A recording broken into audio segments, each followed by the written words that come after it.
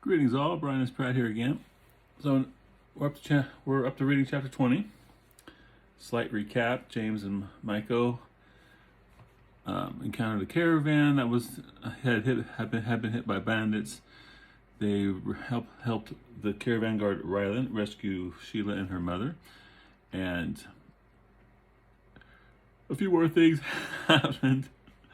And then they got back. They got reunited with them, and now they're heading towards Trade Meet and then the pass through Merchant's Pass. Still heading towards the Sea of Gods. I'll be doing this with commentary. I'll be editing as I go. So, thank you for joining me for the ride. Chapter 20. James and Michael made good time as the terrain continued to be primarily flat plains. After the first hour, the land became increasingly cultivated with occasional farms and orchards lining the road. Farmers were out in the fields working their crops. Some waved a friendly greeting as they passed, though most simply ignored them. A little before midday, a town of some size appeared farther down the road. As they continued toward it, James spotted an orchard of fruit trees. A family of 3 generations was hard at work harvesting its fruit. The baskets filled with reddish yellow fruit were stacked on a nearby mule-drawn wagon. James slowed and left the road to approach them. As he neared, the family noticed his approach, but continued to gather their fruit. An older gentleman, probably the farmer's father, walked over to greet him. "Good day to you, sirs," the old man said in a friendly manner. A good day to you, too. I was wondering if you could tell me the name of the town that is up the road," he asked, pointing to the town on the horizon. "That is Lornigan," the man explained, "the agricultural center for this area." He eyed James and Michael warily, but relaxed somewhat when all they seemed to want was information. The family behind him, though they cast repeated glances their way, continued harvesting. "Lornigan?" questioned James. When the old man nodded, he said, "Thank you. Any time, good sirs." "I don't suppose you would part with some of your fruit," James asked. "Maybe just 4 or 5? The man's face broadened into a smile, and he said, "Of course, sir. It's only a copper." While James dug a copper out of his pouch, the man went to the wagon and picked out 6 of the fruits. He then brought them back and handed them over as he took the copper. 6? James asked. "Only wanted 5. "I know, but 6 is what a copper is worth, and I would want to cheat you." He gave James a wink. "Besides, since there is but the 2 of you, 6 is easier to divvy up than 5. "I appreciate that," James said as he handed 3 to Michael. Eyeing the fruit longingly, he said, "And thank you for allowing us to purchase them." "No trouble at all, sir," the man assured him. "Actually, it happens quite often. There are many travelers on the road to Lornigan. It's the last large town before the long road to Trade Meet." Gotta add a comma. "Would you know of a place in Lornigan where we could get a bite to eat?" "Certainly. Try the Grinning Spectre." When he saw the look on Michael's face, the man continued, "Don't let the name bother you, boy. There's nothing scary about it. The food there is good and fairly priced. You'll find it along the road a little after you enter the town. Look for the sign with a smiling ghost." "Thank you, we'll do that," James said appreciatively. "You have a good day," he said as he turned his horse toward the road. "You too, sir," the old man replied. Finishing his first fruit, Michael said, "Thanks." Smiling, James said, "No problem. Fresh fruit is hard to come by at times. Besides, you never know what you're going to find out by talking to the locals." He took a bite and enjoyed the sweet, firm flesh of the fruit. "Reminds me of a nectarine." "Nectarine?" Michael asked. "It's a popular fruit from where I come," he explained. "My grandfather always had some in the house whenever they were in season." "They are good," agreed Michael as he bit into his second. Now reviewers again, as always reviewers, but bringing up words that James uses that the other people aren't aware of. I'm thinking, well, looking back on it, I know when I was doing it, I was just trying to create the atmosphere that he wasn't on Earth and that they don't know certain things. But when he's talking and he uses a reference for a fruit, that should have come out as the language he's talking, as he's normally talking. But I'm thinking that sometimes those words come out are English words, and they don't know. That's kind of what I'm thinking at now. I don't know, but I never really addressed that too much back then, and it's too late to change it now. So they continued on toward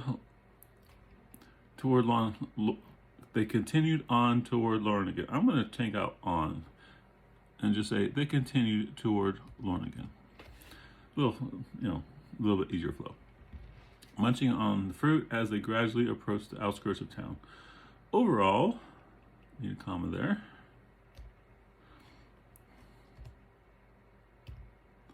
The buildings had been kept up well, though a few did show signs of age and neglect. The usual hawkers were there to greet them as they passed the first several buildings. They crowded around and tried to get James and Michael to buy their goods, but when they showed little interest, they backed off a bit. Despite the lack of interest from James and Michael, some did continue to exclaim their wares,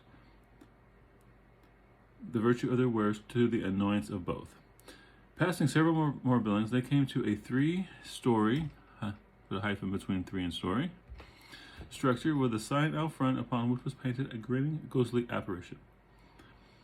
This must be the place, James said. Yeah, agreed Michael. Not what I expected, though. Turning to Michael, he asked, and just what were you expecting? A creepy, scary place? Sort of, James chuckled. Never let the name of the place give you the wrong impression. They hitched their horses out front and went inside. The interior of the place was neat and clean, with the good aroma of cooking food that came from the kitchen. Most of the tables. Okay, I had that problem early on, and I'm trying to, like, most of the tables. I could just say most tables. Of the, I don't really need. It's just extra stuff that I think I'm beginning to become aware disrupts the flow of the story.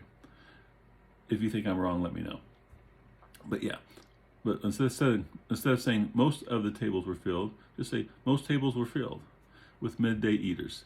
Several servers scurried from table to table, delivering their orders and otherwise being helpful. James spied an empty table to the side, and they made their way through the crowd. James sat with his back to the wall and signaled to a server. Good day, gentlemen, greeted the server. How may I help you today? What's the special? Today we have roast goose with lemon sauce. That is extra good, he replied. Or you can have the chicken stew. The goose is 5 coppers and the stew 3. Each comes with a half loaf of bread. I'll have the goose, James replied, and some ale. The server turned to Michael. And you? I'll have the goose as well, Michael told him. James handed the coins to the server, who then headed off to the kitchen to see about their order. While they waited for their meals to arrive, James watched 8 men dressed in uniforms enter and head their way. They took the table next to theirs. A servant girl took their orders. When they were done placing their order, a servant girl took their orders. Plural? Does it need to be plural? A servant girl took their order. I'll just do that. Yeah, drop the S. When they were done placing their order, the leader said, and make it fast. We need to leave quickly. Yes, sir, the girl replied, and hurried back to the kitchen. She returned quickly with a tray carrying 8 large bowls of stew and 4 loaves of bread. Another girl accompanied her with 8 mugs and a pitcher of ale. The soldiers set to with gusto, not taking the time to talk to one another, just intent on their meals. In a hurry? James asked. You can say that, the leader replied, between bites of stew. We need to be to the merchant's pass as soon as possible. Curious, James asked, why?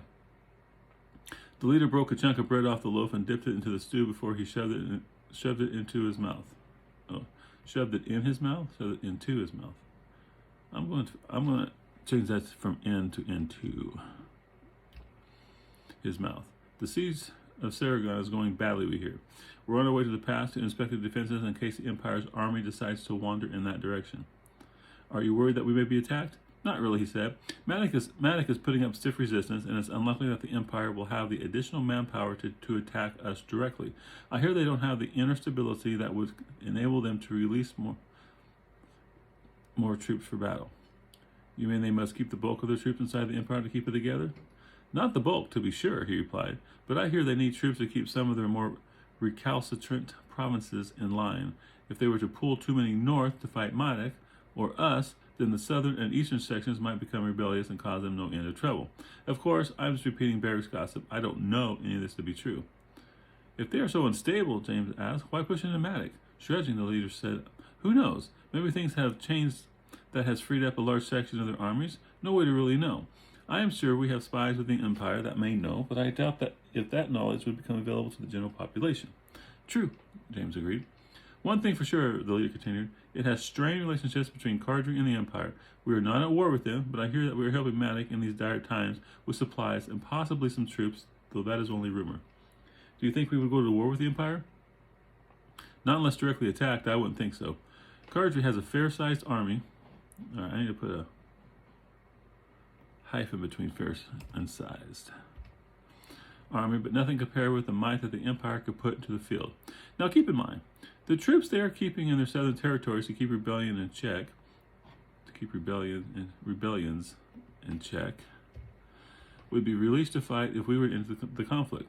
The only hope Matic has is if they overextend themselves and one or more of their southern territories were to think this would be a good time to rebel. Not likely to happen, but you never know. Thanks for the information, James said. Maybe we'll see you again. We're planning on taking the Merchant's Pass over to Matic.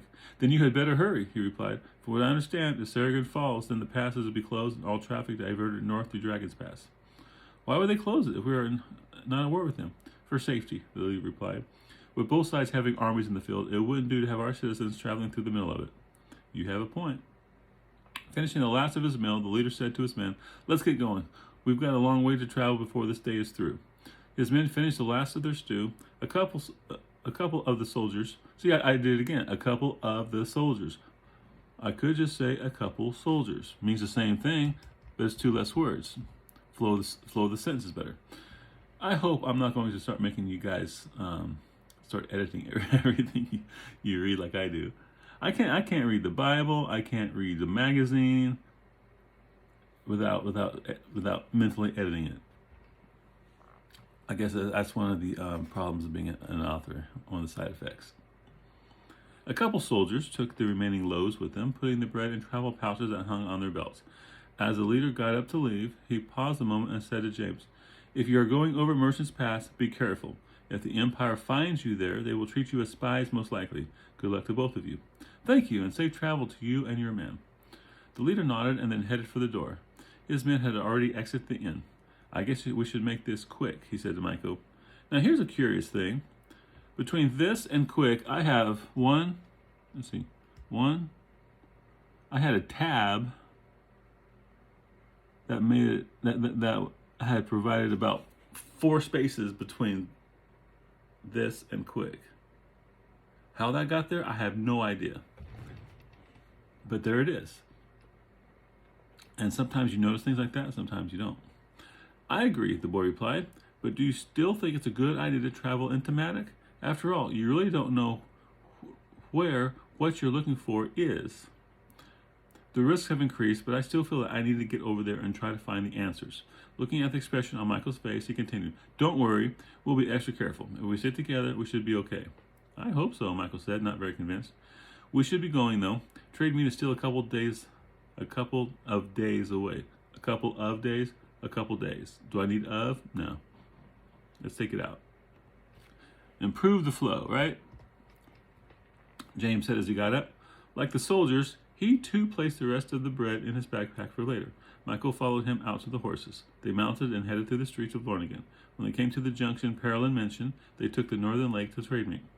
Not far past the last building, they came across a large open market consisting of dozens of tables and booths stocked with items for sale. Having never seen a market situated outside of a town, he hailed a passerby. Excuse me. The man looked up at James. Yes, he asked, in a tone that made it clear he was being bothered. Could you tell me what that is over there? The man looked at James like he was an idiot. That's a summer market. He then started on his way again. Sorry, just one more question. What? The man asked, slowing his pace, but not coming to a full stop. Why is it outside the town? Because that's the way it is, the way it's always been for as long as anyone can remember. When the weather gets warm, they set up out here until it gets cool again. This time, the man quickly walked away, wanting to get away from bothersome questions. Friendly chap, wasn't he? Michael observed. Put a comma after chap. Friendly chap, wasn't he? Sometimes they suggest things, and I do it. Sometimes I don't. It just depends on how it feels on the flow. Some are just that way. Indicating the market, Michael asked, "Are we going over there?" "I don't think so. I was just curious." Oh, now their summer market is like the farmers markets of small towns. Maybe big towns have farmers markets too, but the small towns, especially around here, the farmer market, every weekend, farmer market all through summer, spring. As soon as things start growing, boom, we got a farmer's market. And you get the best stuff at the farmer's market. Because stuff there is from a nearby field to the farmer's market. Stuff in the store is picked green and it ripens on its way, or it's artificially ripened before it hits the grocery store. I like farmers markets. Plus you find other little kitschy things there too. They made their way through the crowds going to and from the market area. By the time the market faded from sight, the level of travelers had dropped to a very few, allowing them to make better time. The further they progressed from Lornigan, further. See, farther. Now, they progress. This is distance because they're progressing. So I'm leaning towards farther. But I'm going to say farther. I still don't have a pretty handle on that yet. The more wild and cultivated the countryside became until they were once again out in the unpopulated grasslands. They proceeded on, making as fast a time as their horses would allow, stopping only to rest their horses and have a bite to eat. By the time they stopped for the night, they were both fatigued. Michael could hardly walk for the stiffness and pain in his legs. I thought this was supposed to be getting better, he complained, but it seems to be getting worse. Feeling sorry for his friend, James consoled him by saying, "It takes a while to toughen up the muscles and get them used to hugging a horse's flank. Give it time. We rode hard today, so you had little time to get off and stretch." A brilliant sunset off to the west painted the clouds red and orange. To the east was a range of tall mountains. "Seems a long way to those mountains," observed Michael. Looking eastward, James said, "Yes, it does. From what Parolin said, those are the Silver Mountains, and trade meet will be at their base, near the entrance to Merchant's Pass." "How long do you expect it will take us to get there?" he asked, as he set about readying supplies for dinner. Thinking for a moment, James replied, "At the pace we set today, hopefully by tomorrow night." "I should be good and stiff by then," Michael moaned. Grinning, James said, "Probably." James was awakened during the night by cries coming from Michael. He looked over to his friend and found him tossing and turning in his sleep. Several more times throughout the night, James was again awakened by the tossing and turning of Michael. In the morning, as soon as they were both up, James asked Michael how he had slept. A tired Michael looked at James with bloodshot eyes. "I couldn't find a comfortable spot. My legs and butt kept hurting, and every time I did fall asleep, I had a dream about being on a horse for so long that my legs fell off." Laughing, James said, "I'm sorry." "Yeah," replied Michael, "I'm sure you are." "No, really, I am," assured James, who broke out laughing again. His laughter was infectious, and soon Michael smiled as well. Now let's get going," James said as he saddled up his horse. As he saddled his horse. Do I need up? I don't think so. Back when I was first started, I was throwing in words every which way. I was trying to be eloquent. I was trying to make it sound cool. And I think I just added too much stuff now and then. Michael put the food away and readied his horse. He was not quite as stiff as he had been the night before, but there was still a hitch in his get-along. It was not long before they were both mounted and headed to trade meet. All day, the cloud-covered mountains continued to grow in the distance. Snow-covered peaks appeared amongst the cloud cover. Must be pretty high to still have snow, he thought. A couple hours before sunset, they made out the outline of a large walled city at the base of the mountains. "Trade meet," Michael said. "Looks like it," James agreed. "We should make it before nightfall." "Hope we can find an inn and are able to get a bath." James started laughing. Michael looked at him, and he just laughed harder. "What's so funny?" Michael asked, not getting the joke. When he finally calmed himself enough to talk, he explained. Past tense, not present tense. That's another big thing in my books is the past-present problem. "Oh, I was just remembering how you used to view Baz that first time." How you viewed Baz that first time. Yeah, not how you used to view Baz the first time, how you viewed Baz the first time. Changing that. That first time, I practically had to force you into one. And then he started laughing all over again. Smiling too, Michael said, "I am just hoping it will help soothe an ache or two." Then he started to laugh as well. "I am sure we can get a room and have a bath," James assured him. "I would like one too." "I love baths. Oh, I love to soak in a bath." This house here that I'm living in right now, there are no bathtubs. It's just showers. We had one bathtub, but then when Ralph, my stepdad, when he lost his leg, the Choctaws came in and converted it into a handicap shower, took out the bathtub and put in a great big shower so he could roll into it. So I have no bathtub. Only way I can get a bathtub is if I'm at my girlfriend's. But man, her shower, it's big. It has so much water pressure, and I've never taken a bathtub. I love that shower. But I would sometimes get a hotel room just to have just to soak in a tub. Oh, nothing's better than soaking in a bathtub. And yes, I use bubbles. They hurried toward the city, and the wall gradually grew before them as they drew closer. At the gate, they were waved through by a couple of bored guards, and they entered the city. Several blocks later, they came across an inn that James considered acceptable. The sign outside depicted an ocean shoreline with the sun dropping below the horizon. James left Michael outside with the horses and mule. James left Michael outside with the horses and mule, and to see about getting a room. That didn't flow well at all. James left Michael outside with the horses and mule, and to see about getting a room. That doesn't no. Horses and mule, comma.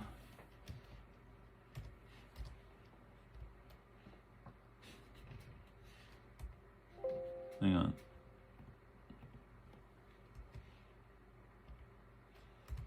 Comma.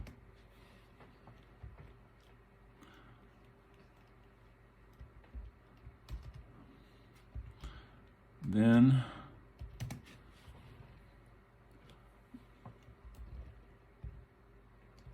okay. James left Michael outside with the horses and mule, then went to see about getting a room. That flowed a lot better. Welcome to the setting sun, a man said as James entered. What can we do for you this evening? A room for the night and a place to stable 2 horses and a mule. See, something like that, if you don't speak it out loud, your mind's just going to gloss over it. I've edited this story already like probably 10 times or more.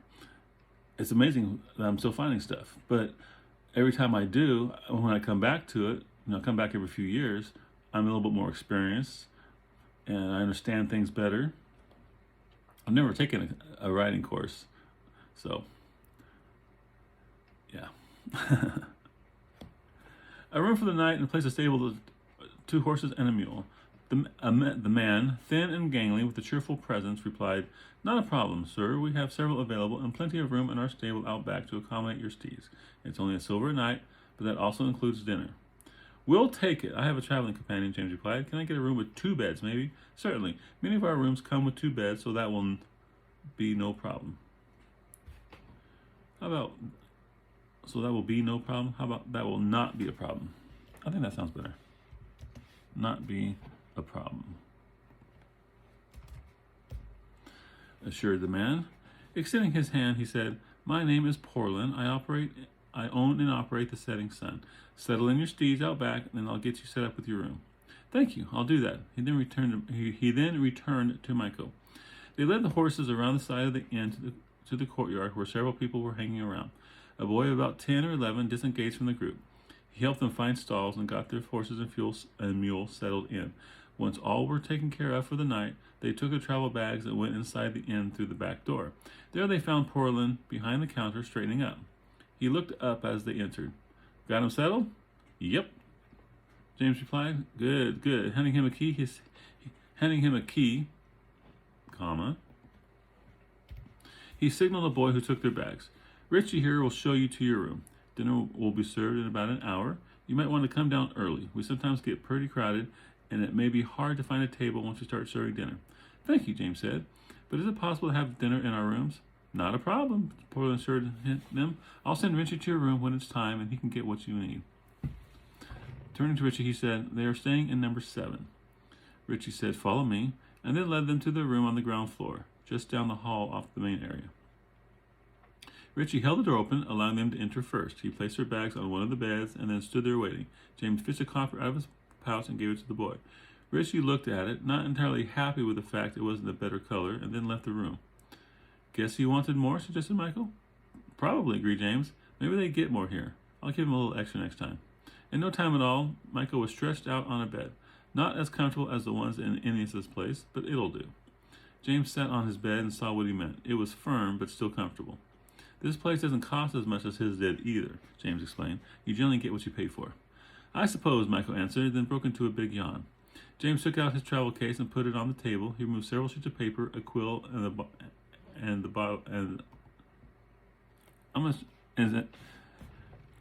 He removed several sheets of paper, a quill, and a bottle of ink. I think it would sound if I changed a bottle of ink to the bottle of ink. That's all right. He removed several sheets of paper, a quill, and the bottle of ink. Better. From the bed, he heard Michael ask, "Gonna do some writing?" "Yeah, I just want to jot down some notes of what's been happening," he replied from the table. "Rest yourself before dinner, okay?" When no answer was forthcoming from Michael, he realized the boy had already fallen asleep. Smiling at his friend's expense, James uncorked a bottle of ink and dipped his quill and began to make notes about the last couple of days. Last couple of days or last couple days? I do have a fondness for the word of. And most times I just don't need it. So, all right, and dipped his quill and began to make notes about the last couple days. Last couple days, last couple of days, last couple days, last couple days. He wrote down some of the high points on the conversation between himself and the leader of the soldiers he had talked to the day before. Once he had that written down to satisfaction, he took a separate sheet and made some notes about magic. During the battle, when we rescued the girls, Michael offered to let me use the power in him to augment my own depleted magical powers. It worked fine, however, there arose in me a moral dilemma. I feel it wrong to do this without asking, that it would be an aberration or evil if it was done against someone's will. Next thought. The tornado I brought down almost killed me. I understood what to do, or thought I did. Having seen documentaries on television helped me to shape and control it. If I keep doing over-the-top magic like that, it's going to end up killing me. Next thought. I have found that the more I do magic, the easier it is to get the desired results and the less weakened I become afterward. Maybe it's like building up muscle and endurance. The more often you do it, the better you can handle it. Next thought. Still don't know why the book told me that spells had to be in rhyme form and spoken. Maybe it's just the easiest way, and once you get used to the process, are able to evolve beyond it. Well, I've already covered that. But yeah, that's true. That's true. A knock interrupted his writing. He put the pen down and got up to see who it was. Richie was there, telling him that dinner was being served and would like to know what they wanted. James ordered for himself and a sleeping friend. "Wake up," he said as he shook Michael's shoulder, startling him awake. "Dinner's going to be up in a few minutes." Michael yawned and went to the table where he sat to await the arrival of the meal. James removed his writing implements and moved the notes to a side table where they could dry undisturbed. It didn't take long before there was another knock on the door. James led in Richie, who set the platter of food on the table. Another boy accompanied him with a pitcher of ale and 2 mugs. James gave Richie 2 coppers, and the boy seemed more satisfied this time. Before they left, James asked, "Is there a chance we could have 2 baths sent to our room after dinner?" "We can do that, though it will be another 4 coppers for each of the baths." "Very well," James said. "After you have taken the plates when we're done, bring them on in."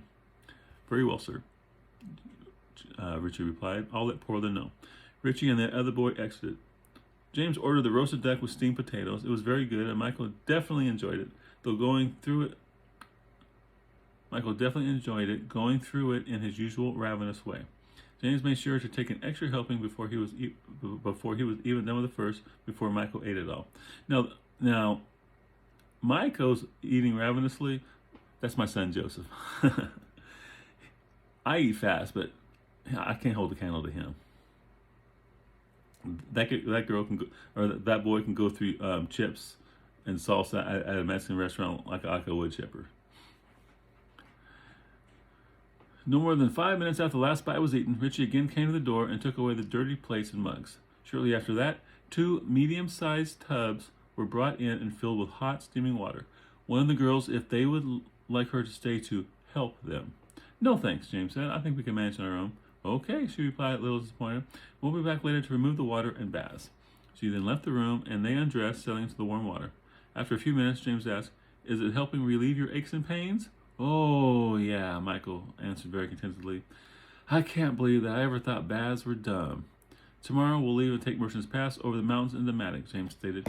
Better enjoy this while you can. It may be the last one that we'll be able to have for a while. I will, Michael replied. Don't worry about that. He sunk down the tub until his head just showed. He had a very contented expression on his face. James relaxed in his tub until the water turned cold and forced him out. Once both were dressed, Michael went downstairs and let one of the workers know they could take the tubs out. They relaxed upon the beds as the worker removed the water, pail by pail. Once the level of the water had been sufficiently reduced, two of the larger lads came in to carry out the tubs. Alone once more, the weariness of the day set in and sleep could no longer be put off. James blew out the candle, and sleep quickly took them. Michael didn't thrash around in his sleep this night, as the soak in hot water had left his legs feeling much better. The following morning, a comma behind morning,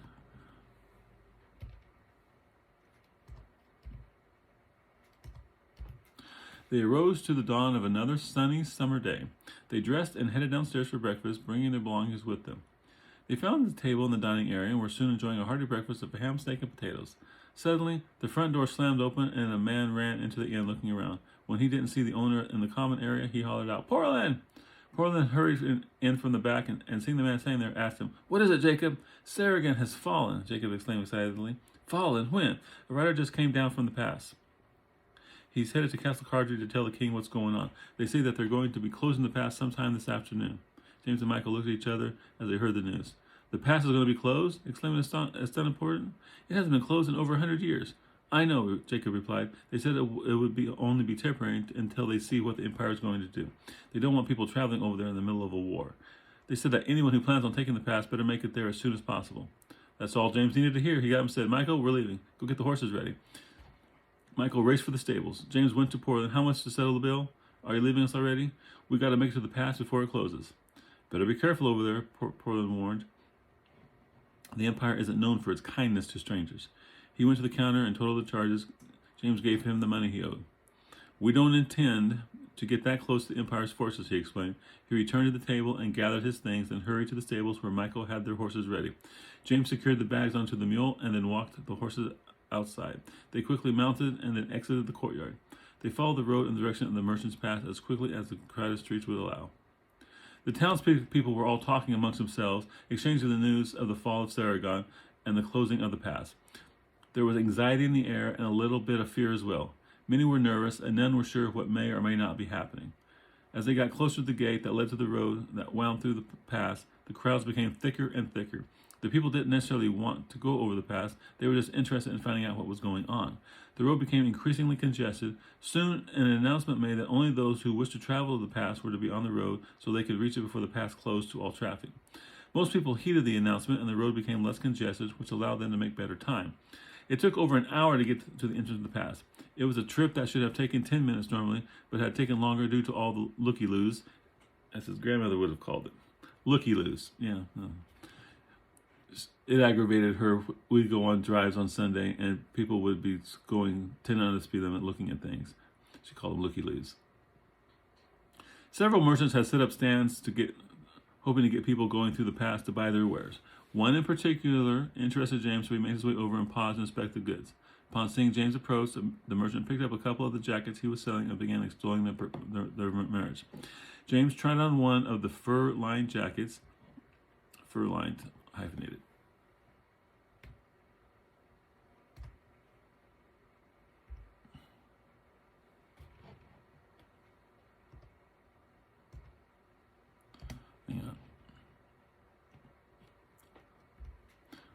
Sometimes I hit the wrong button. James tried on one of the fur-lined jackets, soft and very warm. The outside was leather and looked as if it would repel water. Does this jacket shed water? He asked the merchant. Oh, yes, good sir, he said. My jackets are the warmest and driest you can find anywhere. If you plan to cross the pass, then you will need them. The sun is very cold, especially at night. How much for two? I could part with these two fine jackets for a mere 6 gold. From behind him, he heard a gasp from Michael. He turned to Michael, shaking his head, telling him that it was too expensive. James gritted his teeth and set to having with the man. He finally worked him down to 3 gold and 7 coppers. He had Michael try one on and soon found a jacket that fit him. After handing over the money, they packed the jackets onto the mule and mounted up. Why do we need these? He asked. It's hot. It may be hot here, but when we reach the top, we may be glad to have them, James exclaimed. The mountains get cold when the sun goes down, even in the summer. You'll see. Getting their horses moving again, they continued on their way to the pass. The road continued over a bridge and then toward the mountains. It entered a gorge that over the centuries had been carved out of the rock by a large river. Running alongside the river, the road could be seen as it extended further into the pass until the gorge turned and disappeared into the mountains. Extended further into the pass. Extended further. Is that distance? Extended further? Extended farther? Farther? I'm going to change it to farther. I may be wrong, but I'm going to change it to farther. When they crossed the bridge, they found the river below was flowing strong and fast. The temperature dropped noticeably when they were over the river due to the coldness of the water coming out of the mountains. 100 feet or so beyond the bridge, off to the side, was a makeshift barricade that would be used to close off the pass. There was no actual gate to close, just a squad of guards and barricades to keep everyone out. When they came near to the actual entrance to the pass, a sergeant was there telling all who planned to pass through to Matic that they will be able to return back to the pass for Matic until the Empire's forces have been sighted. Once the Empire's armies have been seen, the pass will be closed and no more traffic will be allowed to enter from Matic. It will open again when the situation on the other side of the mountains becomes less unstable and dangerous to travelers. Some, upon hearing this, turned back, but there were still more that continued on despite the dangers. Still more that continued on despite the dangers. But there were still more that continued despite the dangers. Taking out on. One lone caravan braved the trip, causing a bottleneck at the entrance. The caravan master moved his wagons through two at a time, causing the foot and horse traffic to bog down as they made their way around the slow-moving wagons. Slow-moving, hyphenated. James and Michael took their place in line. After what seemed a very long time, they made it to the entrance and began making their way around the wagons. As they passed the guards, James looked behind them and saw another dozen or so people waiting their turn to enter the pass.